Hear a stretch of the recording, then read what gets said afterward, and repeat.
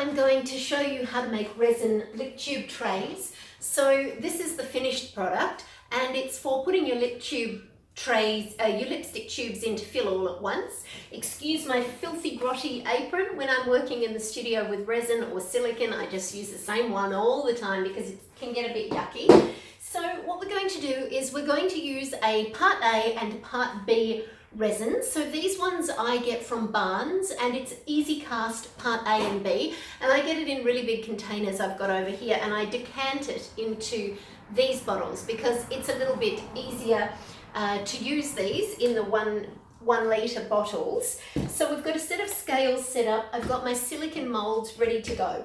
So the first thing I'm going to do is use a Pol-Ease 2300 release agent. Give it a shake before you use it. This isn't actually really necessary for all of them. However, once you've used them a few times, they can start to stick, and once they stick, they'll damage your mold. So just a really light spray of the release agent will assist the resin master to come out. Now on your scales, I'm just going to tear them out, and I've got my little cheat sheet here. So for me to make one of these trays takes a total of 185 milliliters. I can do 2 pours at once at a total of 370 milliliters. So I've got it written down here. You'll use a little bit more of one than the other, and they're kind of interchangeable. If I find I've got more part A left, I use 100 ml of part A and 85 ml of part B. Okay, let's get started. So you're going to use a container. I have one that I always use for resin, and it ends up getting up a little bit, fill your waste a little bit each time you do it. But I'm just going to tear that off, and I'm going to pour 2 of these at once and then a third because I've got 3 of them. So first of all, I'm going to measure out 200 mils of the part B into this container. 170, 80, 89, 90, 92, 95, 6, 7, 8, 9, 200 mils, and put the lid straight on, because if you get a drip of part A into part B or vice versa, you're going to make the whole lot set. I've already shaken these because I've been using them for a while today, but you need to shake them before you use them each time you make a new batch. Okay, and I'm just going to top that up until I get it up to a total of 385 milliliters. 320, 40, 50, 60, 70, 78, 85. Okay, put the lid on it. Now I use a plastic scraper that I keep exclusively for this. You want to make sure that they're mixed together very, very well. It's a reaction that's going to take place by the 2 of them mixing, and it's going to get really, really hot, and then you're going to be able to unmold them. So just make sure you go all the way around the outside of the container and right around the base as well. Now you only have about 30 seconds more pot life, so you want to work fairly quickly. Scrape that off, rest it down on something, and begin your pour immediately. So in this case, I need to fill them both fairly evenly. So I'm just going to fill one and then move on to the next, and then I'm going to come back to the first one again. And that allows it to come all the way to the end as I'm doing my pour. Now you'll have a few air bubbles in here as you're doing your pour. Don't worry about that too much, but do make sure it doesn't go over the the silicone plugs, because otherwise you'll seal the back of it, which is not what you're after. Okay, nearly finished. Okay, take your scraper. It's expensive, this product, so you don't want to waste any of it. The drums that I get it in, they're, I think, 20-litre drums, and they cost about $800. So they're really quite expensive. Okay, now, I just use a tissue to wipe the bulk of that off so I get a few more uses out of my scraper, and then we're just going to flame it. So using a electric flame, just go over any of those air bubbles and pop them. Now that's already setting. I can feel the heat coming off it, so you have to work really quite quickly here and make sure you pop those bubbles, because once it starts to set, they're going to become trapped in there and they're going to be lumps in your finished product. So you want to make it as smooth as you possibly can. Okay, just checking there's no more bubbles. Just look in the light across the top of the surface. Okay, and that's our first two poured. Now, because I've got 3 moulds, I'm going to pour a third one. So this will be a smaller pour this time, and that'll give the first 2 a chance to set while we're talking. They don't take very long to set, maybe about 10 minutes, and we'll be able to unmold them at the same time. So let's begin.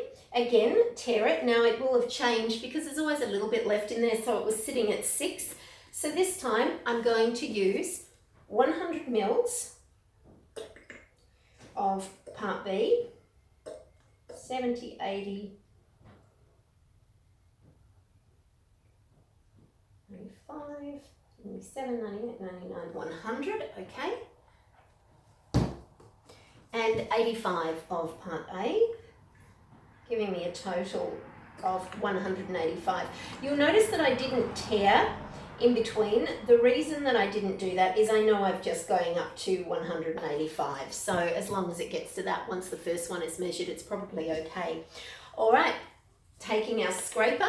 Now I'm not sure if you can see in the video or not, but they're already turning white. So they're turning from clear to white, and there's a little bit of clear around the nodules in them where it's still setting, but the rest is already set. It's already gone white. It's not ready to unmold yet because it will still be sticky in some places, but it's certainly getting there. So it's not a very long process. Okay, mix this one through thoroughly. And I probably need to make some more silicone trays so I can do a few more at once. We go through an awful lot of these in our business. Okay. And begin our pour. This time it's going to be a little easier because I've only got the one of them. And you could just stay pouring at one end. I do it a lot, so I tend to pour from both ends. I've got a fairly steady hand with it, and it just makes it a little bit quicker.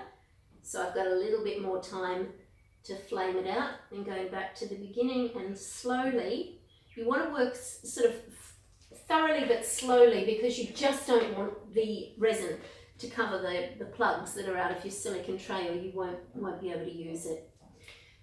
And the silicone trays do break down after a while, and they get to a point where you can't use them.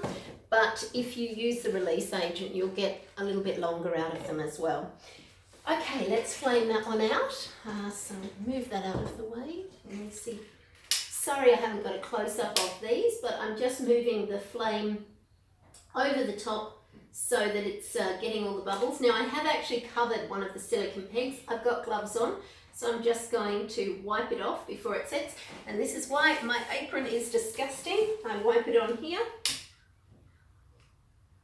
I keep, this is my designated trashed apron. I don't wear it when I'm in the studio or the showroom, but when I'm in the studio, the non-public studio, the one at my home here, I don't mind.